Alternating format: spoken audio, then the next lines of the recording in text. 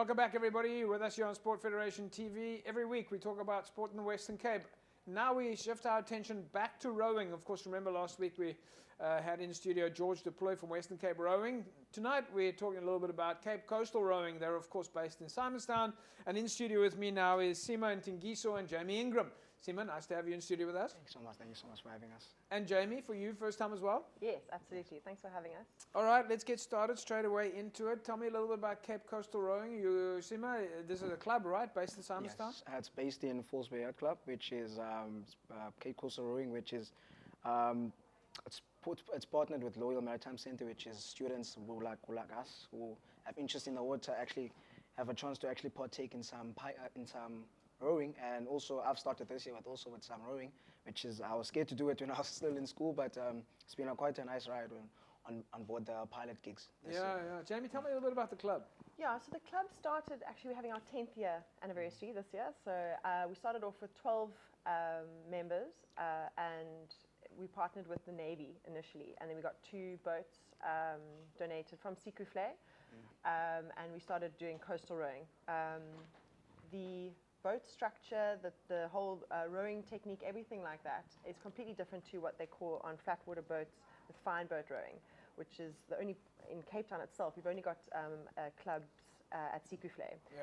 So when 10 years ago they had this idea of doing coastal rowing, which is more, totally different technique, but quite inclusive. So a lot of the guys find it a lot easier to start with coastal rowing.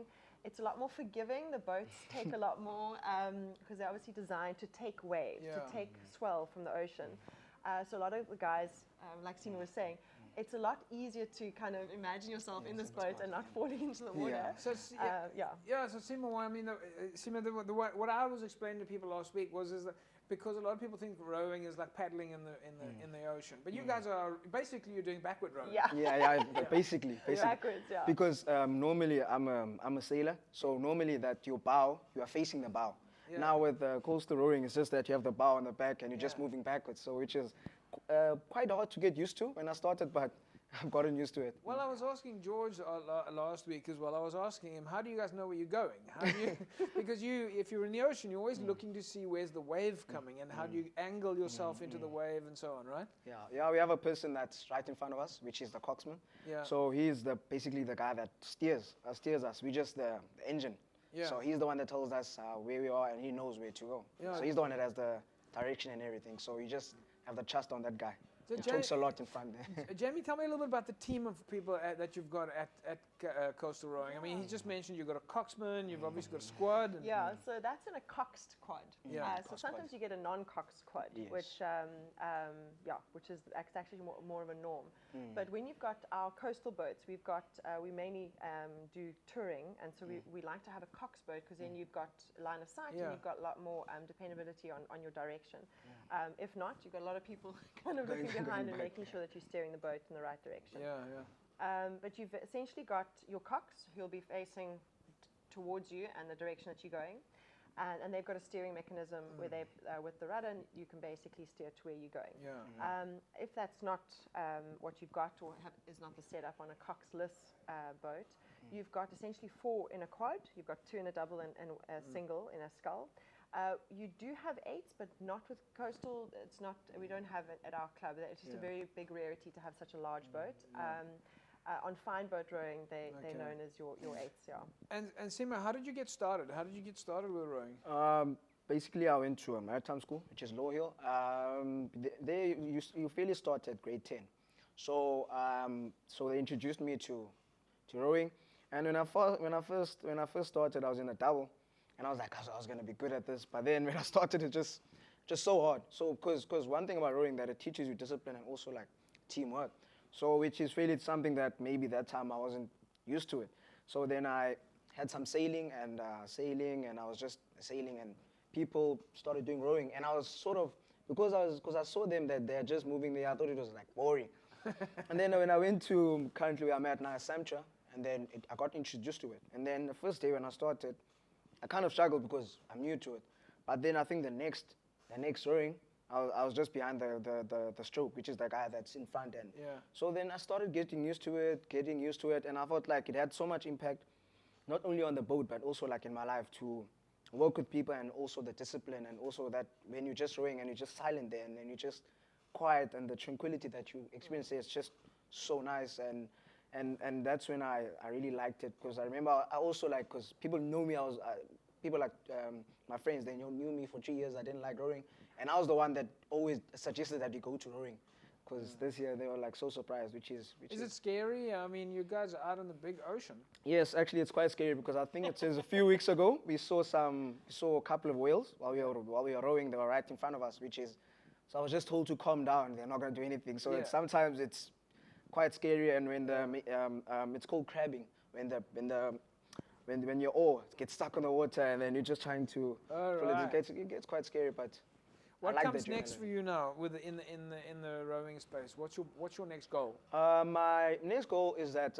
because I'm in this place where I'm at now, which I'm actually going to go to sea and work at sea, that I can, or some rowing boats that I can have, or if my captain's going to approve me of, so that I can actually, because I feel like I have to, I'm not done with rowing yet. After this year, I have to continue doing it, because I feel like it's a very nice sport to have. Well, we're going to say goodbye to you for now. We're going to bring Tobeka Mvundla, your colleague, your co-partner, at Coastal Rowing, and we're going to say to you good luck, and can't wait to get you guys back in studio. Thank you so much. Thank you so much.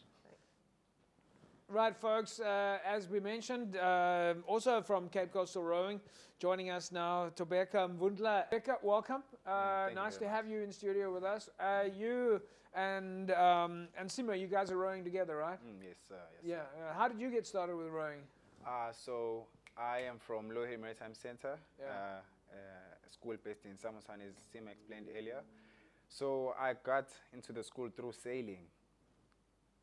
And then when I got there, I was introduced to rowing. And we had to choose between sailing and rowing, but because me and the love and passion I have for the water, I asked if could I do both the sports, and luckily I was given the opportunity to participate in both the sports. And that's how I got into rowing, with the coaches and the how they showed. So that was the first time for you? Yes, yes. Yeah. So what made you decide to start rowing? I mean, we spoke to Sima, and he says he just jumped in there. It looked like it was fun, and wanted the piece of the water. For me, it was, I won't lie, it was the coaches, the passion and how calm and welcoming they are to the sports. They make you fall in love with the sport. The way they teach, the way they speak to us is... And you've had an opportunity to do some traveling. Jamie was saying you guys have gone to some big competitions already. Yes, last year I actually went to Vermont in the United States. Yeah? I attended a camp held by R.Shea Cooper. And I went there last year in August, and I stayed there for a week through rowing. And then I came back, I think a month later, the World Masters were held in Johannesburg, and I was also invited. So Masters it's an event where masters of rowing, like I think from the age of 28, if I remember correctly, yes, from 28 upwards. So just by getting started at Law Hill and rowing in Simonstown, you've had international exposure, national exposure. Jamie, tell us a little bit about that. I mean, these guys are talking about going to international, world championships, masters championships. So I mean, we're very passionate about giving that exposure to the kids, because obviously we can only do so much at Coastal, at Cape Coastal. We can show them the technique, we can get them excited in the passion of the sport. But when they're exposed to the fine boat rowing and obviously how they do things overseas, the world is so big, and they can see like how many people and how passionate they are, and the extent of what this world is opening up to them, like every single opportunity that they've got. And I mean, rowing is a very difficult sport. On average, you've got about 4 hours of your time for 1 hour in the boat. It's not about putting a pair of trainers on and you just running for those 4 hours. It's the prepping of the boat, it's the transport and getting to the destination. And when you've got coastal boats, obviously coastal is very specific about where you can be. Where you've got on your flat water boats, your fine boats, you've got different lakes and bodies of waters and rivers and things like that. But again, it's very difficult to go and have that access. So that's why it is a difficult sport to get into, but once you've got that, you see the passion, the determination, and that it teaches you. So which is your, Tobeka, which is your favorite style? I know they're probably going to say you're not supposed to answer this, but do you prefer the flat water or the coastal rowing? The coastal, I want coastal, because as I think we were chatting about that in the car. Coastal rowing, I'm from a maritime school, so you want to be yes, in the ocean. in the ocean, of course. Yeah, so yeah. I want to get as much exposure in the ocean as I could possibly Seema was telling us there's a couple of scary moments, and every now and then you saw some whales. Have you had some of those experiences as well? Not from a close range, but yesterday we did see one whale, but from it's not so distance. bad. Yes, it's not so bad. For me, I love being in the water, so and I would say I'm full of rage in a way. So being in waves or scary moments like those, they trick the adrenaline in me, and that makes me fall more in love with the And how sport. fit do you have to be? Do you guys have to train a lot? Do you have to be fit? Yes, it got to a point where our school got donated erg machines, so it's a physical requiring sport. Yeah. So yes. But Jamie, what comes next for you guys now? I mean, you've got a club structure, you've got athletes that are registered to the club, they're participating in the sport, they've clearly got a competitive environment. Yeah, so I mean, there's a lot of exposure. You spoke with George. He's now representing South Africa for the coastal rowing champs. But I mean, that's one out of all of us. There's, we need more exposure to those different competitions. More just competitions full stop. There's most of the guys that have been rowing with the club for 10 years. They've never competed in any races. Yeah. They've never done anything like that. So that's where we need to have more exposure for that. At the end of the day, all of us are having to compete, but we're competing on a fine boat level. Yeah. We want to do more inclusive races between the fine boat and the coastal rowings, where we have like a best of both worlds, and inviting them to come and do a beach sprint and do a roundabout, that type of scenario. But we're training for SA champs next year. But you need to compete.